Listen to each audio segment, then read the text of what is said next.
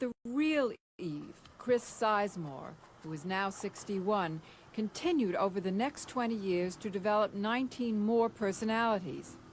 And they continued to come, she says, in groups of 3. In the last group, there was one called the Purple Lady. She thought she was 58 years old and she wore bifocals. Coexisting with her was the Strawberry Girl, who thought she was 21 years old and could read from the telephone directory without glasses. Also in that group was the Retrace Lady, and she was the intellectual of the 3. Now Mrs. Sizemore has written her own soon-to-be-published book about her recent life as a healthy person and as a mental health advocate.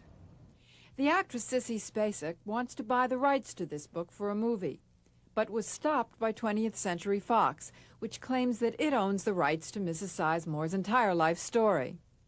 The studio offers as proof a contract Mrs. Sizemore signed in 1956, when The Three Faces of Eve was made. But Mrs. Sizemore says she was mentally ill at the time and points out her 4 names. Who signed that contract? It was a personality that we have referred to as Evelyn Lancaster over the years. I think that Eve Black, Eve White, and Jane still were in existence because their name is typed on the document also. Certainly I did not sign it. Mrs. Sizemore, who was paid $7,000 for her signature, is now suing Fox. Our first position is that the contract does not give them anything more than the right to do her life for the Three Faces of Eve period.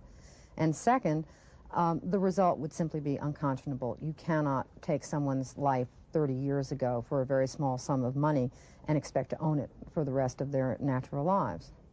20th Century Fox, which declined to be interviewed, has until March 27th to respond to the suit.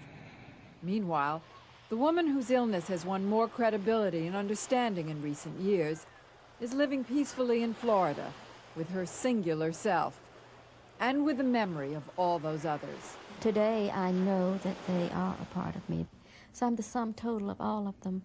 But you know, I think I'm more than that today. I have become my very own person too.